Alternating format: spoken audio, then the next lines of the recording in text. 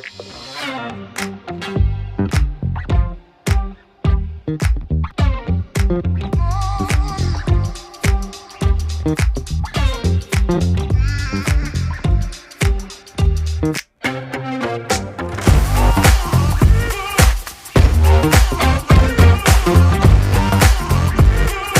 Hello and welcome to Reactive Terrain. Yes, in this video I'm going to show you all about the Rig Jig.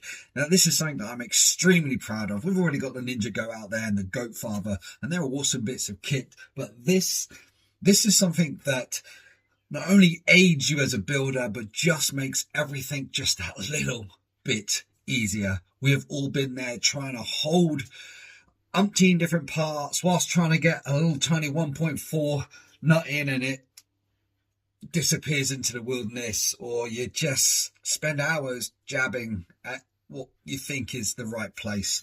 Well, this takes all of that away, and if you're a bit like G-Dog, you get a little old in the tooth and things aren't quite what they seem anymore, this is another great product that can really help you in enjoying your RC hobby. This is about as technical as it's going to get on my desk. No high-tech camera here, just a good old-fashioned mobile phone. All right, so let's just break this down nice and simple. This is your base plate. This is what you get with the basic kit and the fully loaded kit. The fully loaded kit is basically all of the optional extras that we have out at the moment. And the basic kit is just the jig with all the build jigs that come with it, like your finishing axle stands, your normal axle stands, all your brackets that kind of hold your axles, hold your skids, and everything. You obviously get all your screws and everything like that. But this is kind of how you'll get it delivered. So the basic kit will come as your plate. You'll have 4 feet, which I've attached. These just push into sock. They are tight. They're tight for a reason. If these were loose, every time you picked it up, it would just simply fall away. They will wear slightly, you know, the more you wear them. But this one is, oh, no, there it goes. Basically, they just pop in. They are a tight fit for a reason. That way, every time you move it around, the feet don't fall off. You'll also receive a bag like this and 4 of your axle stands. So this has the 7mm hex in the back, and this is to hold your axles in place. And then you'll also get 4 what we call finishing stands, and this basically will take the axle once you've got the wheels on, you're ready to kind of put the body on and everything like that. They will take up to about 70mm, I think, tire wise, so it gives you plenty of space to hang those big tires. So what I'm going to do is I'm going to take this rig and I'm going to swap it over with one that I've got loaded up with one of my rigs at the moment, just so I don't have to open these bags. And we're going to take a quick look at what we're dealing with. Okay, so at the moment I've got the Cherokee on here all jigged up with, actually I've got a FTX 24 chassis and axles at the moment. I'm kind of really going to build a really nice scaled rig. I've got these real small tires on it. All it's super scaled. Servo's sitting on the rails as well, which is nice. But as you can see, if I take the body off, everything is kind of running on the jigs. So that is your center skid bracket and your rail mount. Now that rail mount will do SEX 24, CR18, FTX 24, and I think there's a few more, but let me know. So yeah, that will take that. So I haven't got the axle plates in place yet, just because I've still got everything hanging off it. They're pretty much the same as these, but they've just got a little plate with a circle in it, and you can kind of just see one in the top there. There it is right there. And they will go in and hold your axles. And there are actually 2 shorter L brackets as well, just to really help with some smaller axles and prop shafts. And obviously there's a slider in the middle, so so that you can adjust it. Now this has been set to the wheelbase of the Cherokee, and that's the beauty of this this jig, is you can slide these backwards and forwards to get exactly where you kind of want it to look and how you want the rears. Now what I did do is, this one's actually still attached. I just loosened it, moved it out the way, just to put a tire, wheel and tire on it so I can see kind of what's going on. But if I don't, I can literally just pull that off and then put this kind of back into place and put the axle in, and we're ready to rock and roll again with the axle in place. So this gives me a good opportunity to see the link sizes that I'm going to be required. Right, let's move this out of the way and I'll show you best way of attaching them. All right, so I'm just going to run through a couple of technical things that you might want to take note for, depending on the platform you're using, whether it be FTX or SCX24. They all have different variations and widths on the axles. So if you're trying to do an axle stand, you know, where you're trying to kind of hold the prop into there, with the SCX24s, I quite often will use the short one, and with regards to this bolt just here, I will quite often spin it around, because they are obviously designed to be slightly longer than required, depending on whether you want to space them out or not. And normally what would happen is, in this situation, that you would put them kind of that way. Now what this does, leave quite a bit of meat coming out of here, which sometimes can cause a bit of problems on the SCX24 pumpkins. So the best thing to do is kind of spin it around, put it in back to front. It will still do exactly the same, and you just put your nuts and washers on this side and button it all down, and then it will hold it all in place. So you can do that with a lot of different models, just kind of spinning the nuts around to give you a little bit more clearance, and then it's nice and secure. Right.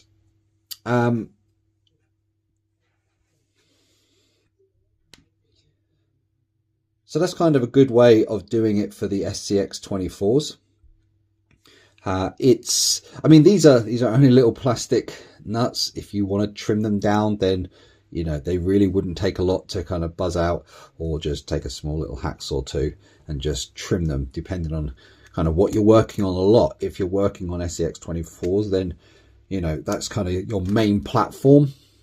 Then, you know, by all means, you know, take the excess off. I put quite a few of these in the packs anyway, so if you wanted just to mod a couple just so you've got plenty of room, then you can. You quite often will need to sit these like that, but it's this that kind of sometimes catches on the SCX24 pumpkin, and yeah, you could just trim that if required. But that's basically what you do for the drive shafts or prop shafts. You've got different sizes for whether you want to kind of tilt it right up or tilt it down. And that's really all there is to the prop. Now, regarding putting it onto the plate, there's a couple of ways you can do this. I'm going to bring the plate back over. And again, I think this is down to what you prefer to do. Me and G-Dog do this actually two different ways. So G-Dog actually puts the bolt underneath, so he'll have his kind of with the washer on. Ooh. And he'll put this into this side, and he'll bolt from underneath. Whereas what I do is I take the bolt and I put it through, and I put the end on it like this. All I do is kind of just push it through and turn it into place, lift it up, and just lock it down.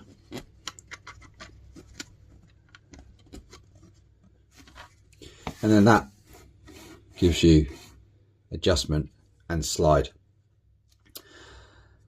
And I do that with the finishing stands as well, and with the axle stands. That's kind of how I do it. I just put it through and either put a washer on it if required, and then the easiest way to disconnect it is literally just turn it and then you can pull it out, and it's nice and easy. Again, you can just loosen these with the nuts until they're kind of loose enough to just turn out, and you can just pull it out basically. Now the thing to do with these is not to do them overly tight either. What you want to try and do is do them tight enough so that plastic's got a little bit of resistance on itself. That's the best way. Sorry, Adam, you made these easy use, but you're struggling to get it on. There we go. As you can tell with my hands, look at the state of these.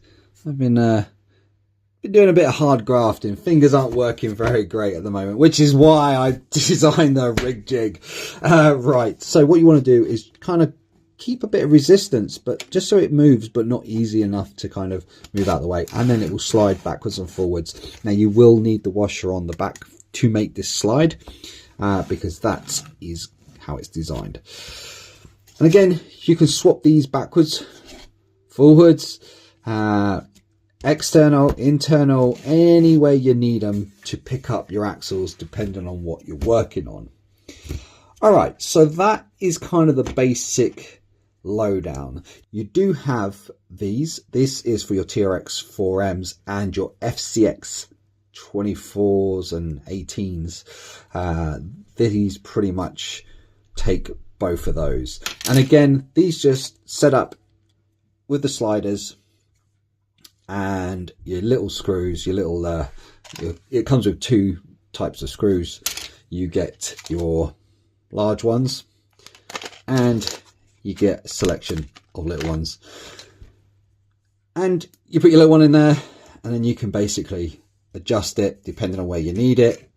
Most of them will sit on the internal, depending on if you're doing a proper custom job or anything like that. The externals really kind of Ninja Goat really, and anything that's going to be quite wide. There's not too many. Now, obviously there are things like the tarantula and stuff like that. They are a little bit more difficult to kind of do because you have formed skids on them, and that's kind of not the rail.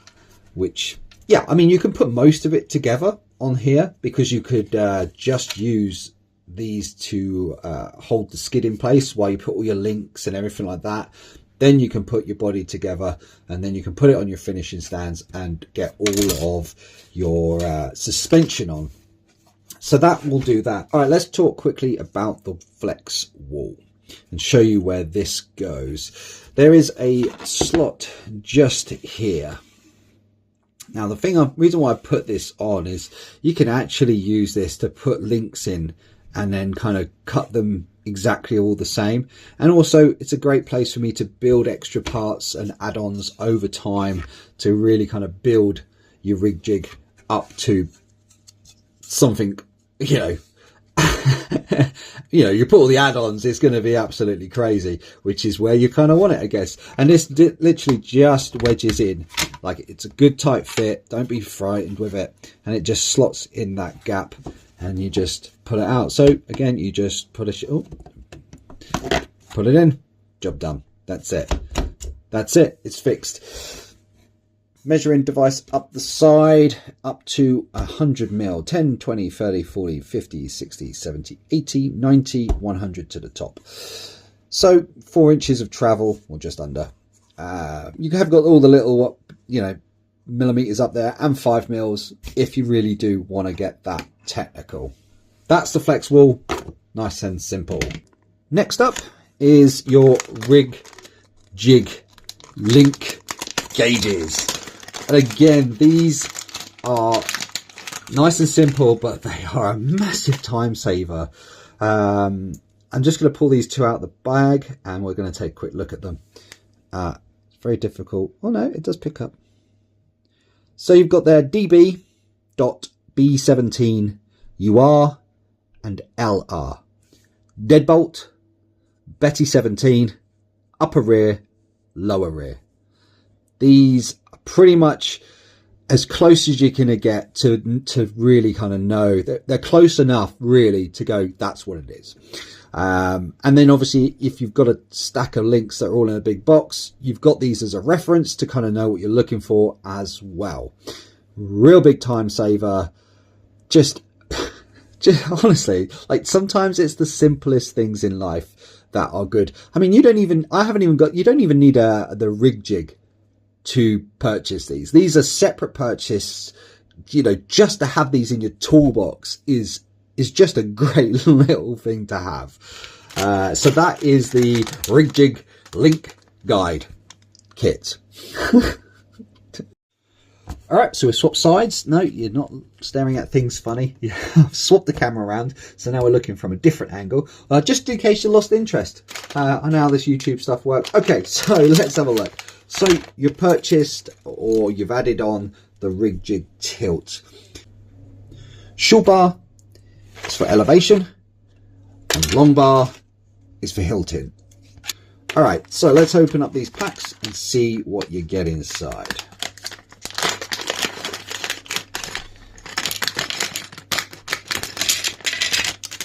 Okay, so in the first pack you'll open, or you'll open the other one, depending on which one you decide. But this one, you've got your tilt gauge. So it's got a few degrees on there. These are your 5s, these are your 10s. And obviously, if you're not worried, I'll just put these in. I mean, if you're getting 90-degree side tilt, then wow, you know, fair play.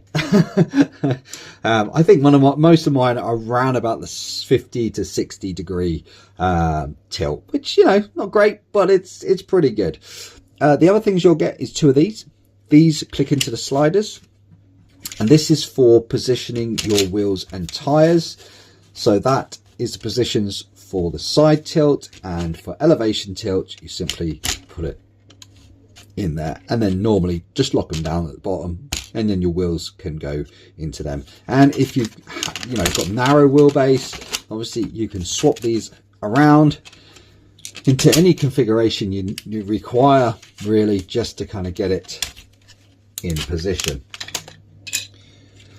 The other thing you'll get is this little cog here. This is the base plate for the cog. This helps it just stay on the ground just a little bit. It's just a little bit of weight on the end of it, and you'll see why it's required once we start building it. 2 little bolts and your location pins. These are very simple. They're taped, they've got flat ends, so you can't really put them in wrong. You'll also get a second bag with the tilt, and the second bag are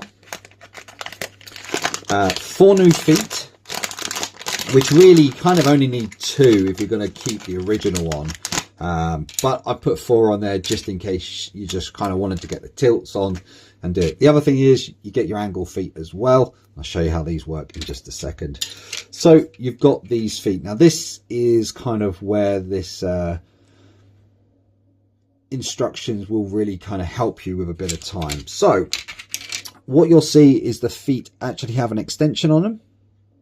Now that extension always goes to the side depending on what you're doing. So if you were doing incline tilt, they would situate like that. If you were doing side tilt, they would situate like that. But I'm going to show you how it works.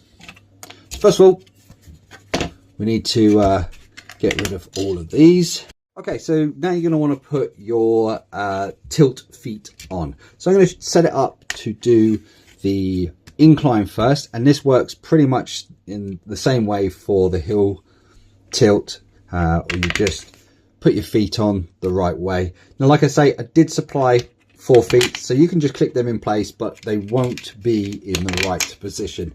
As you can see, these stick all the way out, and these stick like this. If you were going to do the side tilt, what you would need to do is turn this and this one around.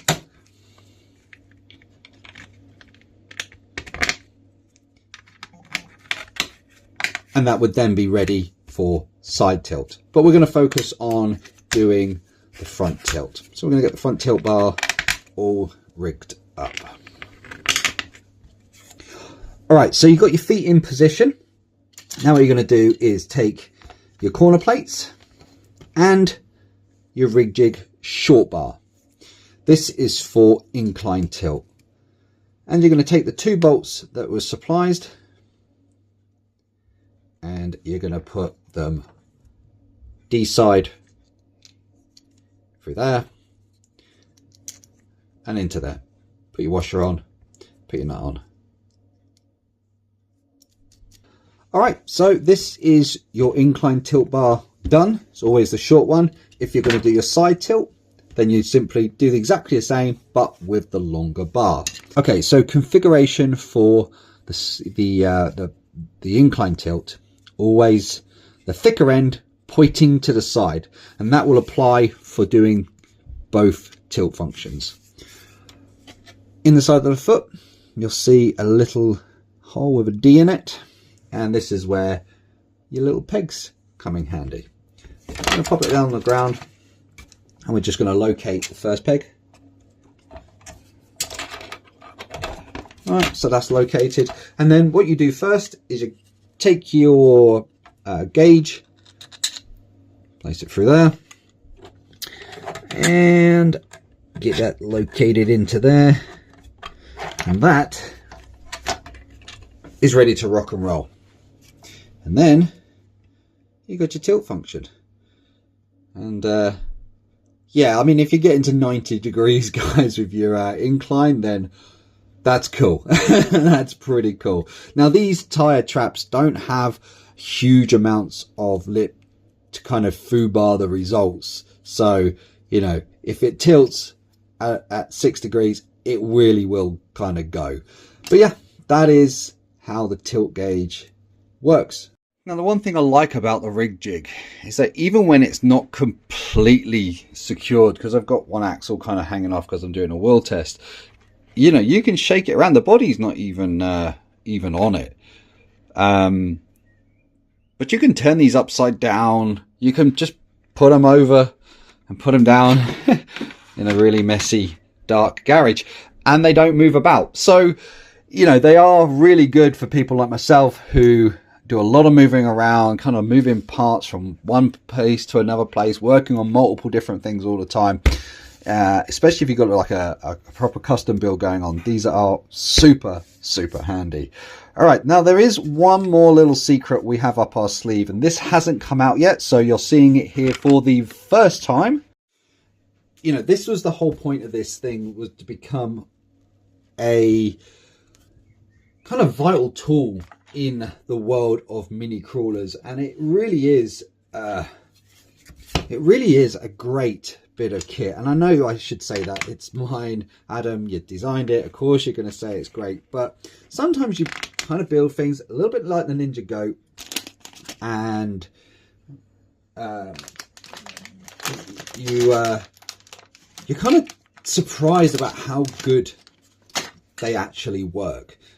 And although I knew this was kind of going to be a bit of a time saver and, well, kind of less effort to kind of do stuff, when I first built the Scarab on this, it was only then that I realized that this was actually extremely good at what it was designed for.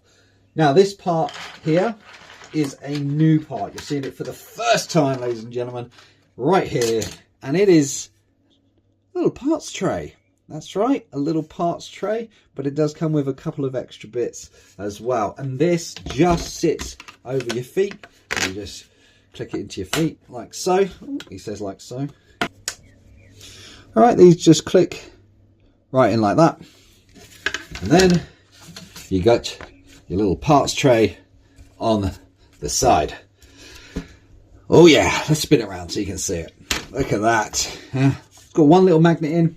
Now it does come with another piece, another awesome Rig Jig logo piece. Again, this comes as 3 parts, parts 1, 2, and 3, and you just lock them into place.